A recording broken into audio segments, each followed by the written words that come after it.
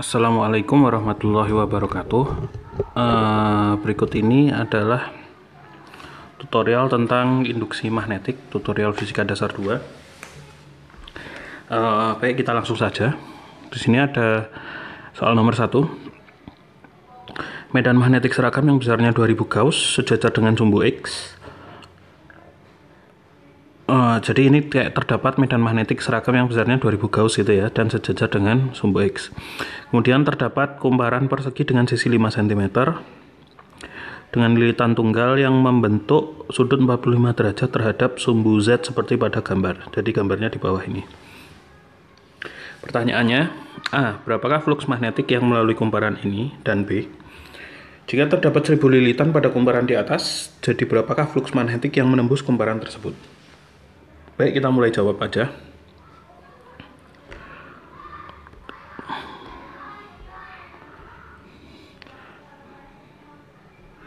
Oke, kita akan menjawab yang A dulu. Jadi, yang ditanyakan adalah flux magnetik yang melalui kumparan tersebut ya. Jadi, kalau flux magnetik, itu rumusnya adalah seperti yang bisa Anda lihat di video materi tentang induksi magnetik ataupun tentang flux magnetik. Jadi rumusnya adalah kalau kumparannya tunggal itu B dan vektor B didotkan dengan entopi. N itu adalah arah dari permukaan yang dilingkupi oleh kumparan dikali dengan luas dari kumparannya. Nah, ini rumus ini berlaku untuk medan magnet yang seragam ya. Nah, di sini kita bisa lihat sudutnya dari kumparan itu membentuk sudut 45 derajat terhadap sumbu Z, dan medan magnetnya adalah ke arah X. Kemudian di sini kita bisa tuliskan juga sebagai besarnya B, dikali besarnya A dikali cos theta, dengan theta adalah sudut antara luas permukaan kumparan dengan medan magnet. Kalau kita mau gambarkan di sini sebenarnya kita bisa langsung masukkan tetanya sama dengan 45 derajat ya. Tapi untuk melihat gambarnya dengan jelas, jadi kalau misalnya kita ambil dia dalam tampilan sumbu ZX gitu misalnya. Jadi kita lihat dari atas gitu ya. Kita lihat dari arah Y, maka ini jadi sumbu Z, sumbu X, maka kita bisa lihat kumparannya itu jadi ketika diproyeksikan bentuknya akan jadi kayak seperti ini. Tuh ya. Dan ini membentuk sudut 45 derajat. Tuh. Nah, kemudian vektor N-nya itu arahnya kemana? Vektor N itu tegak lurus yang ungu itu ya. Jadi ini 45 derajatnya akan saya hapus dulu, saya ganti di sini. Karena kalau itu 45 derajat, pasti yang bawah juga 45 derajat ya. Sedangkan vektor N-nya yang ada di situ tuh arahnya mana? Vektor satuannya itu adalah arahnya ke sini, tegak lurus. Adalah vektor entopi. Oke. Nah, sedangkan medan magnetnya itu adalah searah X. Jadi medan magnetnya itu nanti ke sini. Ini B-nya. Nah, Anda bisa cek bahwasanya ini kalau kita teruskan kan, kalau kita misalnya teruskan ini gambarnya, kita juga teruskan yang merah ini, merah ke sini. Nah, kita bisa lihat bahwa kemudian ini kita pasang satu sumbu lagi yang tegak lurus dengan B. Kita bisa lihat bahwa sudut 45 derajat itu sudut yang ini. Jadi ini sudut yang ini sama dengan sudut yang bawahnya ini, karena dia dipisah oleh satu garis lurus. Nah, kita lihat bahwasanya sudut yang itu 45 derajat itu karena yang merah dengan yang ungu tegak lurus, dan yang vektor B itu juga saya buat tegak lurus dengan vektor garis biru yang tegak, maka Anda bisa pastikan bahwasanya di sini juga sudutnya adalah 45 derajat. Jadi 45 derajat di situ tuh sama saja sudut antara N dan B. Nah, sekarang kalau angkanya kita masukkan, maka di sini menjadi besarnya medan magnet. Nah, medan magnet di sini kita dapatkan dari soal. Di sini besarnya adalah 2000 Gauss ya. Harus ubah ke bentuk Tesla dulu. Ke satuan Tesla. Sorry. Nah, satuan Tesla itu satuan SI ya. Jadi kalau misalnya saya punya B besarnya sama dengan 2000 Gauss, maka ini sama dengan 2 kali 10 pangkat 3, ya kan? 2000 kali 10 pangkat min 4 Tesla. Jadi ini adalah faktor pengkonversinya. Jadi ini adalah 2 kali 10 pangkat min 1 Tesla atau 0,2. Nah, ini bisa kita masukkan di sini 2 kali 10 pangkat min 1 Tesla dikali luasnya. Luasnya itu adalah karena bentuk loopnya yang ungu itu adalah persegi dengan sisinya 5 cm, maka tentu jadinya adalah 5 kuadrat cm persegi, atau kita jadikan dalam bentuk meter, 5 kali 10 pangkat min 2 meter, kemudian kita kuadratkan ya, ini adalah luasnya, kemudian dikalikan dengan cos theta. Tetanya adalah 45 derajat. Berarti di sini sama dengan 2 kali 10 pangkat min 1 Tesla. Kita kalikan dengan 25 kali 10 pangkat min 4 meter kuadrat ya, kali itu cos 45 adalah setengah akar 2 gitu ya, setengahnya coret. Jadi kita punya 25 akar 2 kali 10 pangkat min 5. 25 akar 2 kali 10 pangkat min 5 Tesla meter persegi. Nah, ini ya. Nah, kayak gini aja sudah bisa. Atau Anda mau hitung beneran 25 akar 2 itu berapa, itu juga boleh. Jadi kalau mau dihitung sampai ke dalam bentuk desimal, maka kita akan punya 25 dikali akar 2. 25 kali akar 2 sama dengan 35,36 ya kalau kita bulatkan. Jadi adalah 35,36 Tesla meter persegi. Oke, itu yang A. Kemudian yang B. Yang B pertanyaannya adalah jika terdapat 1000 lilitan pada kumparan di atas, jadi berapakah flux magnetik yang menembus kumparan? Jadi kalau rumus umumnya kan sama dengan kalau dia kumparannya ada sejumlah N, maka di sini adalah N B dot entropi dikali A, gitu kan ya. Nah, di sini B dot entropi A-nya kita udah ada hasilnya kan ya, N BA cos theta.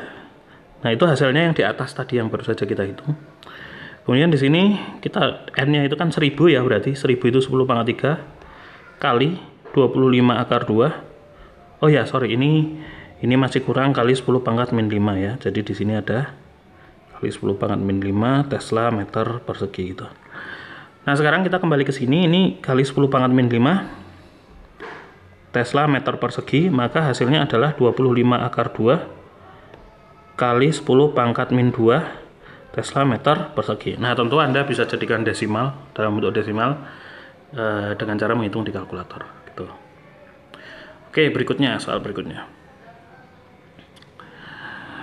Nah, berikutnya kita baca soalnya. Kumparan dengan 100 lilitan memiliki jari-jari 4 cm dan tahanan 20 ohm.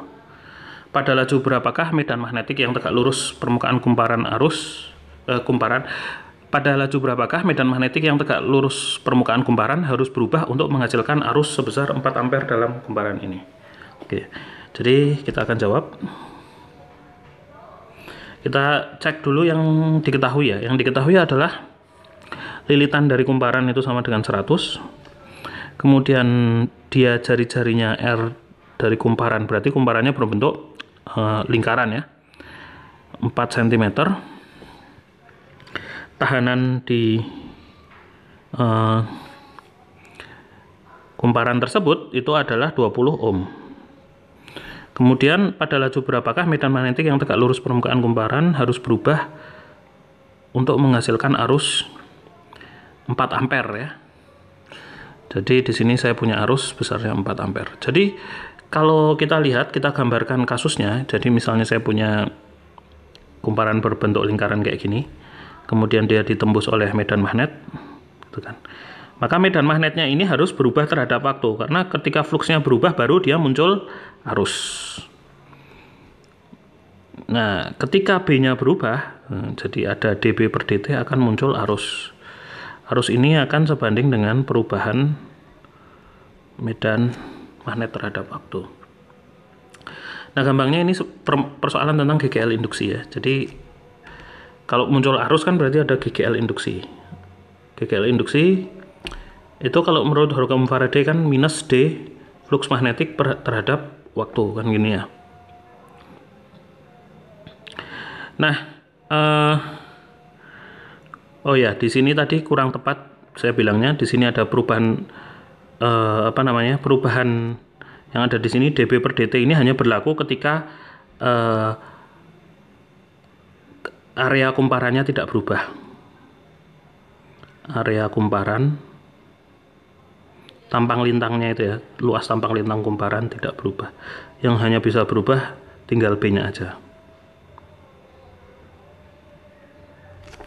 Nah, oke. Sekarang kita kembali ke sini. Nah, di sini tanda minus itu sebenarnya hanya menunjukkan ke arah mana arusnya akan dibangkitkan ya. Arusnya itu putar kiri atau putar kanan gitu. Jadi minusnya itu adalah akibat dari hukum Lenz itu ya. Nah, sekarang kita hanya ingin tahu besarnya aja. Kalau kita hanya ingin tahu besarnya aja ya kita cari nilai mutlaknya saja.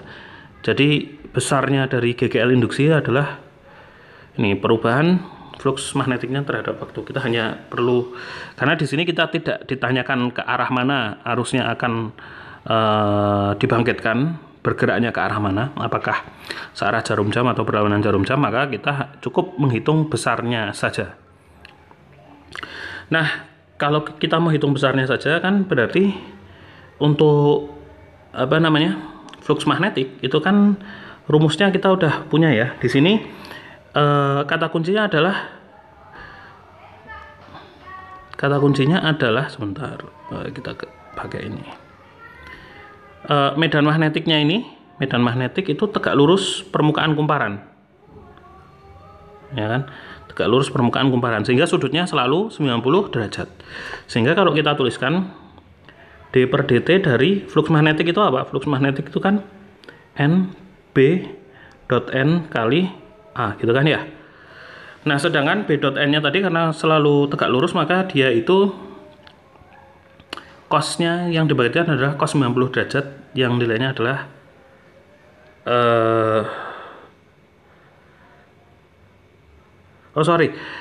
dia bukan tegak lurus. Tegak lurus permukaan itu artinya B-nya menjadi sama searah dengan N ya. Tegak lurus permukaan itu B-nya searah dengan N. Artinya gini, jadi kalau saya punya kumparan tadi, maka arah N-nya itu ke atas. Kalau B-nya itu tegak lurus permukaan, maka kan B-nya berarti arahnya sama juga ke atas. Jadi antara B dan N itu sudutnya 0, sehingga B dot N-nya itu cosnya itu cos 0. Jadi menghasilkan 1, angkanya 1 nanti. Sehingga cuman NBA aja. Jadi kalau kita tuliskan di sini adalah D per dt dari NBA. Nah, kan diketahui dari sini bahwasanya jari-jarinya tidak berubah selalu 4 cm, berarti tidak ada perubahan bentuk kumparan ataupun arah orientasi dari kumparan. Jumlah lilitannya juga tidak berubah, otomatis yang berubah terhadap waktu hanya medan magnetnya saja. Jadi saya punya GGL induksinya itu nilainya adalah N dikali A dikali perubahan medan magnet terhadap waktu. Nah, hubungannya apa dengan arus I yang diketahui dari soal? Arus I yang ini. Nah, hubungannya kita tuliskan di sini. Jadi ini sama seperti kalau kita analisa suatu arus dalam rangkaian. Anda mungkin sudah kenal dengan rumus ini. Voltase sama dengan arus dikali dengan hambatan. Nah, voltase ini kalau di dalam arus yang dibangkitkan oleh GGL induksi itu ada ya GGL induksinya itu. GGL induksi sama dengan I kali R. Sehingga GGL induksi itu bisa dituliskan sebagai I kali R gitu ya. Jadi di sini saya bisa tuliskan I kali R sama dengan NA dB per dt. Nah, yang ditanyakan itu akan pada laju berapakah medan magnetik yang tegak lurus kumparan ini harus berubah, kan gitu ya, itu yang ditanyakan kan. Sehingga saya bisa lanjutkan di sini. Berarti kan yang ditanya itu apa? dB per dt nya. Berarti dB per dt itu sama dengan I kali R dibagi N kali A, gitu ya. Nah sekarang kita masukkan angkanya. I kali R, arusnya itu yang dibangkitkan adalah 4 ampere ya. Kemudian hambatan dari si loopnya tadi adalah 20 ohm, sehingga hasilnya ini adalah 80 volt nanti ya. Dibagi dengan N itu jumlah lilitannya 100 dikali luas permukaan lingkaran, luas permukaan loopnya, pi R kuadrat kan ya, kalau lingkaran pi dikali R kuadrat. R kuadratnya itu adalah 4 cm kuadrat, kita jadikan meter, 4 kali 10⁻², meter kita kuadratkan, gitu ya. Berarti sama dengan ini kan jadinya 80 volt gitu, dibagi dengan 100 pi dikali 16 kali 10⁻⁴ meter persegi. Nah sekarang kita bisa sederhanakan sebelum kita hitung pakai kalkulator ya. Jadi kalau kita mau sederhanakan di sini ini nolnya bisa dicoret 1 sama ini ya. Ini sama ini jadi 10⁻⁵ tapi di bawah ya. Terus 8 sama 16 ini ke sini sama ke sini ini jadi 2 gitu ya. Maka kalau kita sederhanakan dia menjadi 10⁻⁵-nya naik ke atas, 10⁻⁵ volt dibagi dengan 2 pi kan gitu ya. 2 pi meter persegi kan gitu. Jadi ini sorry, nah ini gini. Berarti 10.000 dibagi 2 pi gitu ya. Dan ini sama aja dengan satuan volt per meter persegi itu sama dengan Tesla per sekon gitu ya, dB per dt. Oke, berarti di sini sama dengan, kita hitung aja pakai kalkulator.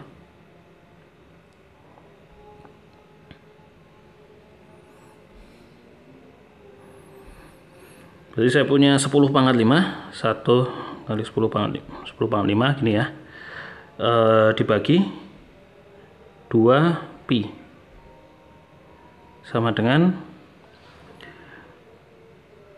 15.915,50 gitu, kita bulatkan ya.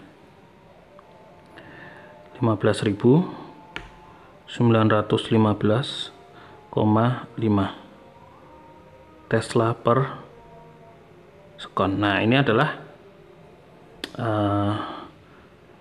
besarnya perubahan medan magnetik yang harus dihasilkan oleh yang harus dibuat ya, medan magnetiknya harus dibuat berubah seperti itu supaya menghasilkan arus sebesar 4 ampere gitu ya. Oke. Nah berikutnya kita akan bahas nomor 3.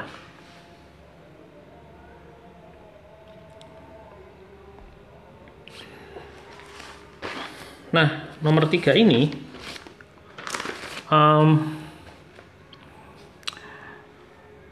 kita baca soalnya. Kumparan dengan induksi 10 Henry menyalurkan arus 3 ampere yang berubah pada laju 200 ampere per sekon. Carilah A, flux magnetik yang melalui kumparan pada kondisi awal T sama dengan 0, B, flux magnetik pada saat 3 sekon, dan C, GGL induksi pada kumparan. Baik, kita langsung jawab aja.